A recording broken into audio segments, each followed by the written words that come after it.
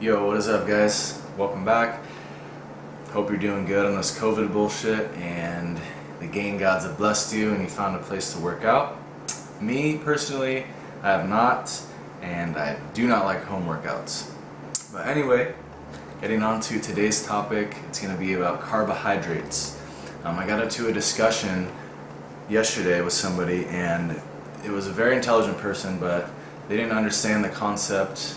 A very basic concept I thought was just common knowledge, but maybe it's not. So I'm just gonna maybe drop some knowledge on you guys, or just kind of reiterate what you already know, and maybe you can be more confident and spread the information around or whatever. But I just thought it was super common, and everybody kind of knew this who was like in the know of like just athletics and human biology and things, but maybe it's not. So basically the situation we were arguing was this: you're in a dieting phase, so you're losing weight, whatever, you're dropping weight every week, slowly losing weight, whether that be a low carbohydrate diet or a high carbohydrate diet. If you're losing the weight, you're going to okay, so you're in that situation, you're losing the weight, doesn't matter what the diet is. One person, we'll call him Tom, he wants to have a cheat meal, and he has a cheat meal or a cheat day, sorry. He has this cheat day and it's super high in fat, right? So Tom eats all this fat, let's say 500 calories over his maintenance. And then we have Jim. He is same thing, he wants to have a cheat day, but he's like, I'm gonna do a high carb cheat day. Eats 500 calories over his maintenance.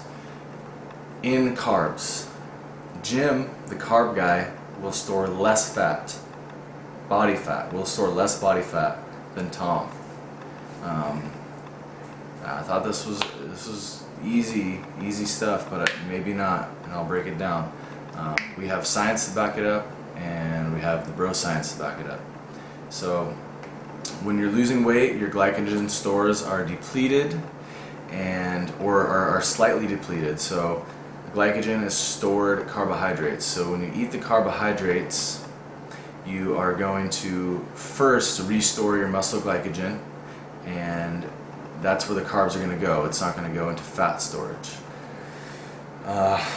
And to transfer the carbohydrates into fat is called de novo lipogenesis, which is very inefficient, and your body doesn't do this right away. It has a little lag period. So the one day of refeeding, when you're eating a bunch of the carbs, that one day is mostly going to go to glycogen storage, and a lot of the carbohydrates are going to just be burned off just as heat and excreted into waste and things like that.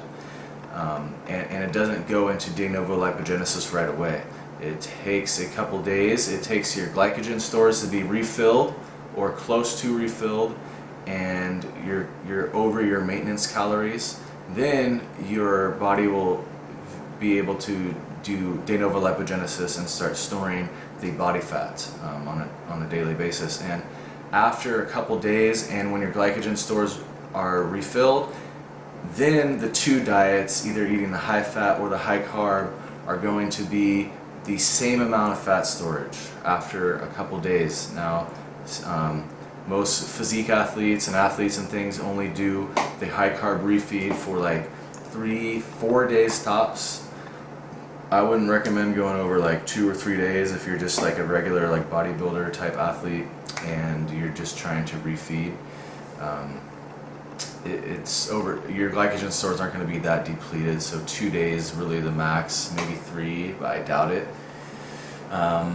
So yeah, I thought it was super common. But yeah, after like 4 or 5 days, the fat and the carbs are going to be balanced out for how much fat you're gaining, as long as the calories are equated, like same calories. It just has a lag period with the carbs. So your carbohydrates, it takes a couple of days in the beginning where all of it's either going to be stored as glycogen and not stored as fat. Now, the high fat refeed, if you would call it, wouldn't really work as that, but you could call it a high fat refeed or a cheat meal. It's going to be worse for you if your cheat meal or your cheat day, actually we're using a cheat day as an example, it's going to be worse for you if your cheat day is really high in fat. Your body's going to be able to store it very, very easily. This should be common knowledge. So hope that makes sense, like the broscience way. Actual scientific studies, I'll put the link of like 2 of them. I think there's 3 actually.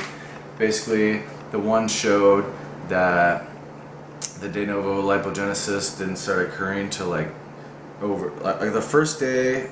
I have the Accusson from 1988. There's 400 calories extra from carbs for 1 day. There was no net lipogenesis at all.